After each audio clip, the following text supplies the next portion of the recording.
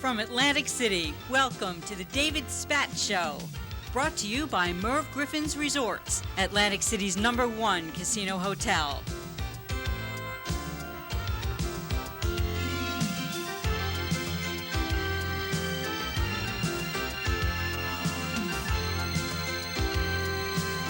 Now, David Spatz. Well, in some circles, he's known as a singer, and in other circles, they consider him a pianist. But I think the best way to describe my guest this evening is as a musical historian. Hi, we're on location at Merv Griffin's Resorts, and when we come back, we'll be kicking it around at the piano with singer, pianist, and pop music historian Michael Feinstein right after this. Well, Michael, welcome back to Atlantic City. This is only your second appearance here in the 15 years that we've been doing it here in Atlantic City. Well, I haven't been doing it for 15 years. Oh, okay. It's about 10 years, isn't it, since you started performing? Yeah, I was in piano bars starting about 10 years ago, yeah. Okay, now, I want to go through the set list, your set list for this evening, very quickly. Sure. A little bit of Jerome Kern, a little bit of Harry Warren, a little bit of Irving Berlin, a lot of Gershwin, and wait, Van Morrison, Moondance. Now, a lot of people consider you, a pop music historian who specializes in music that is 50 years old and more. Yet here you are doing a classic from the 70s. How does that work its way into your repertoire? I like to do all kinds of songs, David. I've been typed as a person who does only old songs. Mm-hmm. I do primarily old songs, but I'm interested in singing anything that's a good song. And on my new album, I did 5 brand new songs, and then I did Moondance because I found out through a friend that Van Morrison had given an interview in which he said that he wrote Moondance with a big band sound in mind, and it was his nod to traditional pop songwriting, so I thought that I would just do an interpretation the kind of which he envisioned. Mm-hmm. So it was kind of a realization of something that he talked about in an interview, so I figured I'd give it a try. So. Are there any other songs in that vein that say were hits in the 70s or the 80s or even the 60s that you would like to apply your technique to? A lot of songs I grew up with that I like, yet I don't think that they're songs that would particularly gain anything from my singing them. I mean, like a lot of people have asked me about singing Beatles songs, and I like a lot of the Beatles material, but I'm happy to listen to those original recordings. I'm not as interested in cover records of those things because they're classic performances. I think a lot of pop songs from the 60s and 70s are known just as much for the sound and other aspects of it as much as the actual pieces. Which would account for the fact that I think you once told me that one of your favorite albums of all time is Carole King's Tapestry. Yeah, I love that didn't album. hear any Tapestry songs tonight. I feel the earth move wait a minute. under my feet. Do you do that song or not? I used to do it in piano bars a long time ago. I haven't done it since I've become known as a singer of classic American standards. You know, before we get into the history lesson, the history of Michael Feinstein, and that's an inside joke. I'm sorry. You did a portion of your show that you dedicated to Tin Pan Alley. Tin Pan Alley in its heyday was located in Manhattan, on 28th Street between 5th and Broadway, and I consider that heyday to be the teens and 20s and 30s. And if you were to walk down that street at that time, you would have been struck by the fact that you would have heard the simultaneous sounds of Gershwin and Irving Berlin and Silver Brown and Henderson and Harry Woods and Dorothy Fields and Jimmy McHugh and a lot of other people whose names are forgotten, but songs are not, because that's where all the music publishing houses were located. And it was in the days before air conditioning, and all the windows would be open, and all the sounds would drift out into the street, creating this mishmash, this kind of cacophony. Now, one day some guy was walking along that street, he heard all that noise, and he said that it sounded like tin pans falling all over the place, and a man was born. I guess you could say that the air conditioning killed Tin Pan Alley, because all the windows shut. But it did give us Las Vegas, so it wasn't a total loss. But the other thing you would have noticed if you'd walked down the street at that time is that you would have been hearing some of the greatest hit songs of the day. But actually, they were great hits of just about any day. Hey fella with a million smackers and nervous indigestion, rich fella eating milk and crackers, I'll ask you one question, you silly so and so, with all your dough, like having any fun. If you were to like be able to transport yourself back in time to the 20s, to the late teens, to Tin Pan Alley, what do you think you'd be doing? Oh, that's interesting. What would I be doing? Oh gosh, I don't know. There was so much great talent at that time that I probably wouldn't exist as a performer because there was such incredible people. I probably would have been working with music publishing in some capacity, probably out there plugging songs, probably playing a beat of piano in one of those publishing houses I talked about, saying, listen to this, hello my baby, hello my honey, hello my ragtime, probably doing something like that. Which is pretty much what you do now on stage, only you do it in front of 1,400 people with a 16-piece orchestra. Yeah, I like it that way. Yeah, I would imagine so. All right, let's go back to your roots in the business.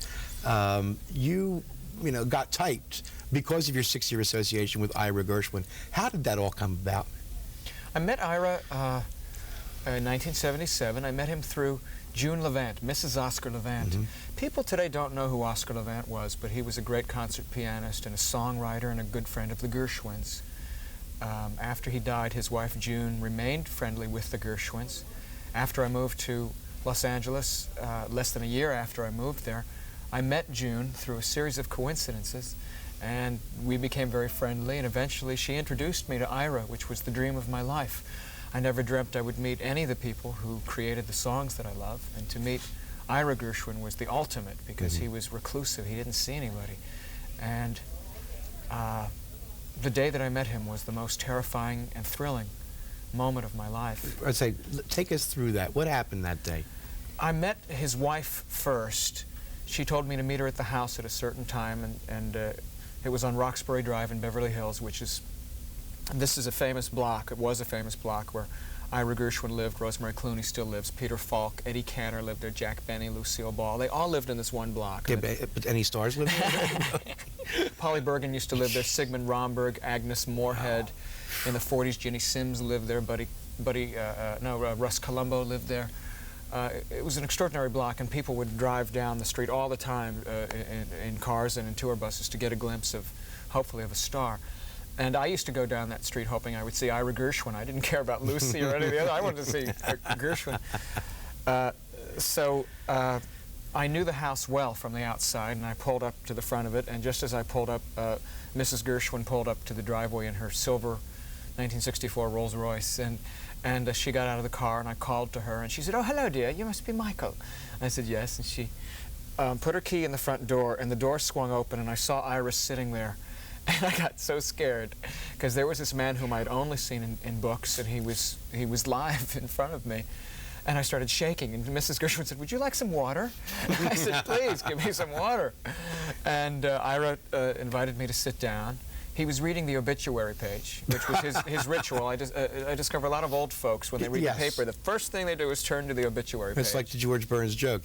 First thing he does in the morning is he reads the obit page, and if he doesn't see his name there, then he brushes his teeth. You know? Well, Ira, that day, he said, "Oh, so-and-so died." And Leonore said, "He had a very good life, Ira." It was a ritual that they'd have every morning. If he just saw someone who died, "He had a wonderful life, Ira. We mustn't be sad for him." But anyway, Mrs. Gershwin said, "Tell us about yourself." And I said, "Well, I'd rather hear about about you." But at that point, you had no designs on working with him. Actually, or did you? Or was no. June had said that Mrs. Gershwin wanted to talk to me, possibly about doing something for them. I didn't know what it was, so I knew something was brewing, but I didn't know what. And Mrs. Gershwin took me to a huge closet that was actually a concealed closet. She pushed the door and the thing opened, and there was this huge room with records, phonograph records going back to like 1916, 1915. And she said, "We need somebody to catalog all these records. Can you do that?" And I said, "Sure, I can." And they asked me to start cataloging them. And I went to Ira and I said, "How do you want these organized?" He said, "Well, what do you mean?" I said, "You want them organized alphabetically, by song title, chronologically, by record label?" He said, "I want them cross-referenced every way." He would have loved computers because it would have been easy to do that. So I embarked on a system. I created my own little cross-referencing system and ended up spending quite some time there initially doing that job, and then eventually started doing other things for them and became his companion and then his representative to the outside world when somebody was doing a Gershwin show. And how old was he when you met him? he was 80. Mm-hmm. He was 80, and he was very sharp, physically not in good shape, but mentally he was all there. So All there. it took you how many years to catalog that closet? I was there for 6 years, but I think it took about maybe 2 years to just do the records because there was so much.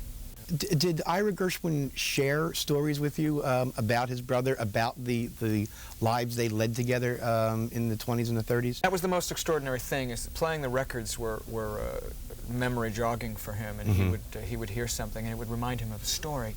And he told me incredible stories. Then we started working on editing unpublished Gershwin songs, and I started recording the sessions as we'd play through the songs, and he would tell all these stories. I'm working on a book now, which is due in November and won't be ready, to preserve many of those anecdotes, because a lot of things are worthy of preservation. Did you write them down as he was telling you? Some I did, some I didn't, and I wish I'd written everything down now because I was sure I'd remember, and some things I don't. Wow, there must have been some classic stories that came out of there. He told me so many interesting stories, slice of life kind of things. Ira had an amazing sense of recall. I mean, he could talk about details of things that were extraordinary. He told me a story about George. One of the first times that George had met Jerome Kern, who was an idol of everybody in the songwriting business, and Kern took a liking to George and said, I'm gonna retire soon. Now this is Jerome Kern saying he was going to retire before he wrote all of the songs for which we remember. Before he wrote Showboat, before he wrote The Way You Look Tonight, You Were Never... I mean, all these great songs. Anyway, he said, I'm going to retire and I'm going to give you all of my show contracts because I think you have talent. Well, Ira said that George didn't listen to him and took a job. Kern said, talk to me before you take a job, and he took a job without consulting Kern, and Kern was very angry. And George saw Kern again, and Kern had a new protege, and he saw George across the room. He said, oh, there's George Gershwin, who once showed a lot of promise. And Ira said that George came home and was mad. He said, can you believe that Jerome Kern said, there's George Gershwin who once showed a lot of promise. And Ira said, yeah, and you should have said, and there's Jerome Kern who once promised a lot of shows. You remember? That matters. Who cares if the sky cares to fall in the sea? Who cares what makes spell in younger? Long as you've got a kiss that conquers wide. What kind of a relationship did Ira have with his brother George? Ira and George were as close as two people could possibly be. They had adoration for each other's talent. Ira didn't spend a lot of time with George socially. He didn't know a lot about George's social life. George was known as a real womanizer and had all kinds of liaisons to which Ira was not privy. George had a number of friends with whom he went off and got involved with the broads. And Ira was separate from that. Ira was married and had a different life in that way. However, their collaborative time spent together was extraordinary because they had such an unspoken means of communication where Ira would write a line like the verse of A Foggy Day in London Town, where he would write, I was a stranger in the city, out of town were the people I knew. And he'd say to George, the music for this should be kind of wistful. It should have kind of an Irish sound. And George would play, da da da dee dee dee dee dee, exactly capturing what Ira wanted to say. It was that kind of thing where they knew exactly what the other was trying to express. So then personally, they were like this way apart, but collaboratively they were, yes, intertwined. Well, they also had such a deep love for each other, and when George died at the age of 38 in 1937, Ira was so devastated that he never got over it. Ira was George's older brother. He was 18 months older than George, and he was the first person in the world to recognize that his brother had talent, before anybody else knew it. So he knew from the time they were kids that his brother was going to do extraordinary things. And to see this happen, the way George sat down and just started playing the piano. He came home from school one day and said to Ira, I played for the assembly today. And George said, Ira said, I didn't know you could play the piano. And George said, I didn't know I could either. It was that kind of thing where he watched this talent blossom. And then George became famous before Ira did. And Ira started writing songs under a pseudonym because he didn't want to cash in on the Gershwin name.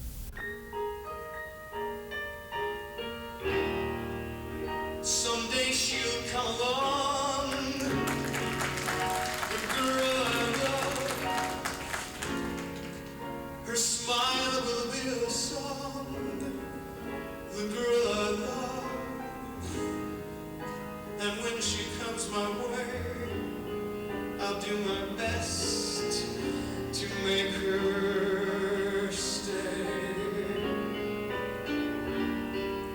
She'll look at me and smile, I'll understand. And in a little while, I'll take her hand. And though it seems absurd, I know we both won't say a word. Maybe I shall meet her someday, maybe Monday, maybe not. Still I'm sure to meet her one day, maybe Tuesday will be my good news day. We'll build a little home, just for two, from which we'll never run. Would you? And so I'll survive. I'm waiting for the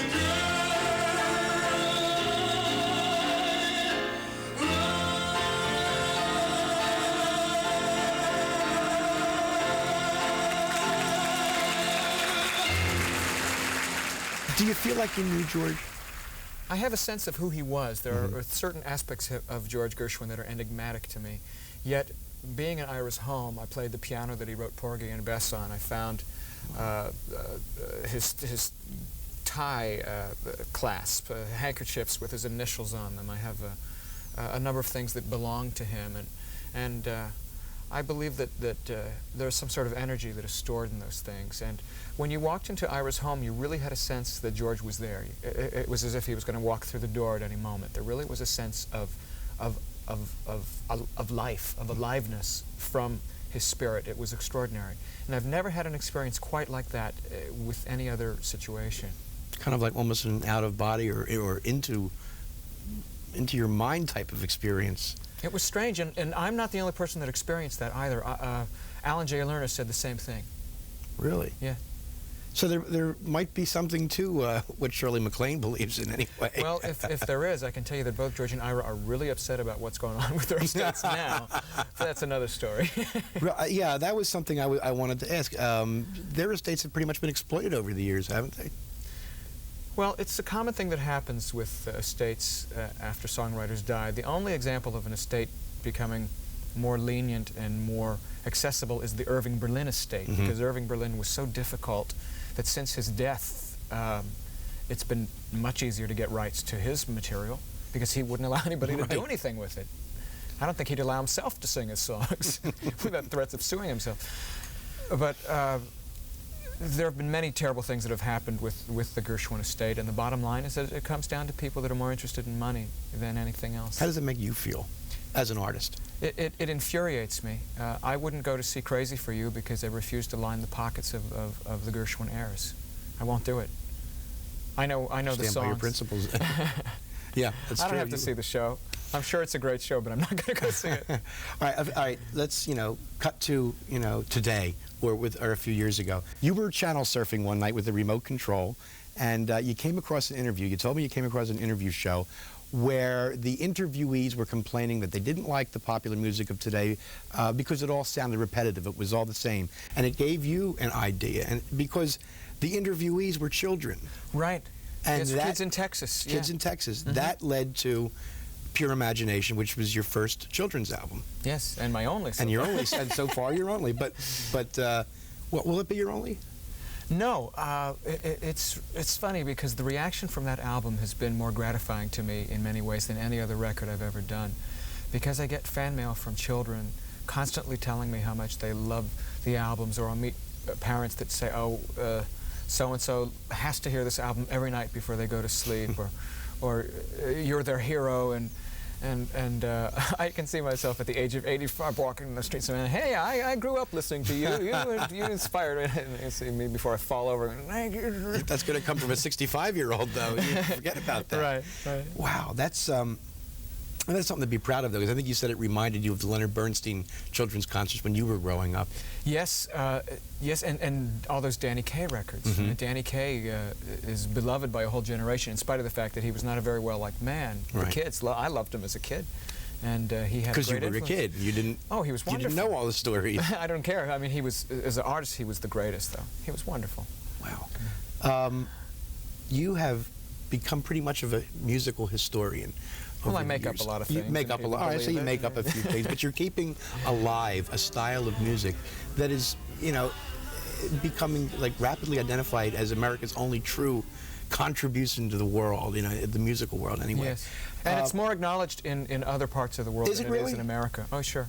The people in Europe have much more of an awareness and respect for the American popular song than Americans do. Mm-hmm. They don't teach it as college curriculum. It should be taught. I mean, there should be classes on it, because it's a heritage that needs to be preserved, but there isn't that sense of preservation here. Just as old homes, a house is 50, 60, 70 years old, people tear it down. Things are destroyed all the time. MGM threw out all their orchestrations, they threw out their library. CBS destroying their entire archive of radio broadcasts that consisted of recordings of people like George Gershwin and Rachmaninoff, and all these people on the air all have been destroyed, and we will never hear what many of these people sounded like because they were destroyed. They were considered unimportant. They needed shelf space for something else. You must get a little stab in your musical soul when you hear about that. It's just sad, There were recordings that George Gershwin made with Bing Crosby in 1930 as a demo for the movie Delicious. Those recordings are long lost. There are all kinds of things that are lost. Even television programs, recent television shows are lost because people have not had the foresight to preserve them. What wouldn't we give to see Oscar Levant from the late 50s interviewing Aldous Huxley, talking about his LSD experiments, or Dorothy Parker, or Christopher Isherwood, or Justice William O. Douglas. All these things are gone. But now there's someone like you around here to make sure that we can hang on to a piece of it anyway? Well, I'll hang on to what I can, yeah. Okay. Michael Feinstein, thanks so much for joining us tonight. We really appreciate it. Thank you very much. And we'll be back right after this. Sweet symbols in the moonlight. Do you mean that I will fall in love perchance? Isn't it romance?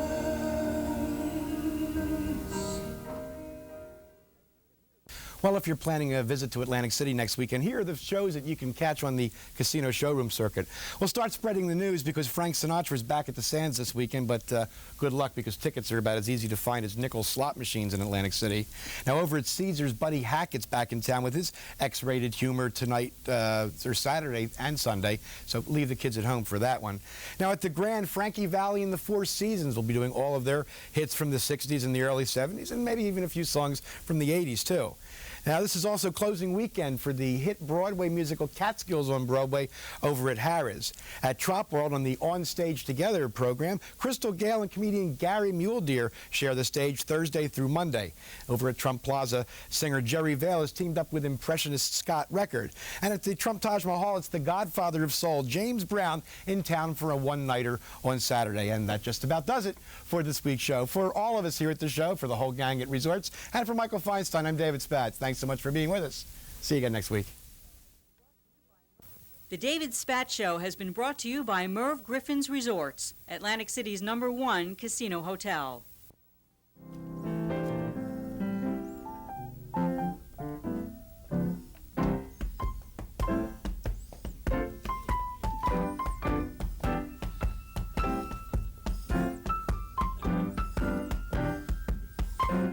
I'm playing the feet.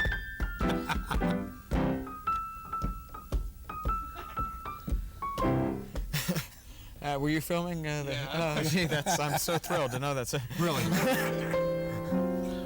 It doesn't matter. It's only the credits, really.